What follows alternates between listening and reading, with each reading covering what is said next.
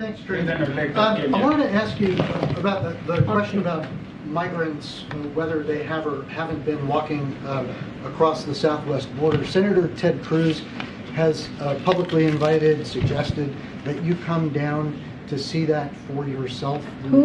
Senator Ted Cruz of Texas. He's suggested that you come down and see for yourself whether migrants are actually crossing the border by foot. Is that something that you would take him up on? So, I've been to the border. I went in 2018. I stood outside facilities where the Trump administration was separating families, tearing babies out of their mother's arms.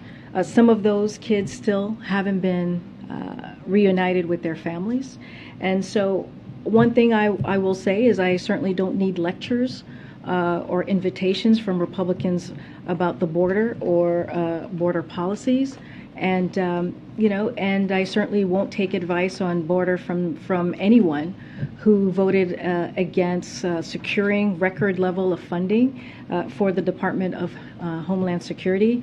And while folks are sending invites, I'll use this opportunity to invite him or anyone else next time to vote for record funding for DHS, as President Biden has requested. So we'll move on. Nope, we'll move on from that. First of all, this moment right here. Senator Ted Cruz has publicly suggested that you come down to see that for yourself. Senator Ted Cruz of Texas.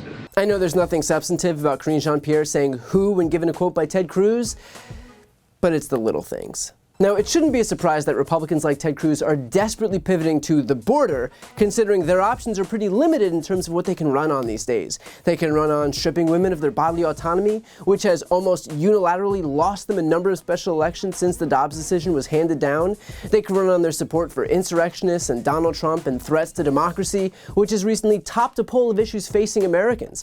They can run on denying the existence of climate change. They can run on coddling fossil fuel companies. They can run on tax cuts for millionaires and billionaires. They can run on any of those things because those are their political priorities, but they likely won't because none of them are popular. And so instead, they have to lean on their tried and true tactics of scaring their older white base into thinking that brown people are invading from the southern border, because fear is all they have to sell. And before you say, oh, well, both parties do it, consider what Democrats have been able to accomplish in less than 2 years with the slimmest of majorities. They passed the American Rescue Plan to ensure that we all have free COVID tests and vaccines. They passed the infrastructure package, turning a Trump-era punchline into a Biden-era reality. They passed the CHIPS Act, bringing the semiconductor chip industry to the United States. They passed the PACT Act, ensuring funding for veteran health care. They passed the Inflation Reduction Act, which is the biggest climate investment in the history of the world, finally allows the government to negotiate lower drug prices, and makes the rich pay their fair share by imposing a corporate minimum tax and by beefing up IRS enforcement to catch tax cheats. They forgave between $10,000 and $20,000 in student loan debt, benefiting 43 million Americans who've been screwed over by predatory loan companies. They've overseen a strengthened NATO, the death of the leader of Al-Qaeda, and funded Ukraine in the global fight for democracy. They've also overseen the addition of 10 million jobs and the lowest unemployment rate in 50 years. Republicans purposefully break government to try to show that it can't work. Democrats are proving that when you're not purposefully destroying something, it can work exactly as intended, helping improve the quality of life for hundreds of millions of people. And so Republicans really only have one option. They need to appeal to the basest emotional responses. They need to use demagoguery and fear and scare tactics because they know that if they had to pit their platform against that of the left, they wouldn't get a second look. And yet, while that strategy has worked in the past for them, the American people are finally waking up to what's going on. They're waking up to the fact that Republicans are stripping women of their reproductive rights with zero regard for the will of the majority of Americans.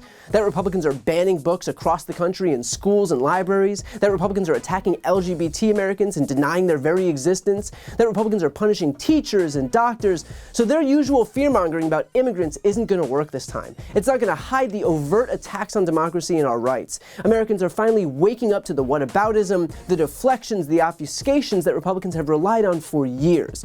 So Ted Cruz will lob the same tired talking points, but Americans are signaling clearly and definitively that they are not interested. Before you go, couple things. First, if you want to support my work, the best way is to subscribe to this channel. The subscribe button is right here on the screen. And second, if you want to see and hear more from me, check out my website, briantylercohen.com. That way you can get links to my podcast, merchandise, ways to donate to voting rights organizations, and so much more. The thumbnail is also right here on the screen, so go check it out. And as always, thank you so much for watching.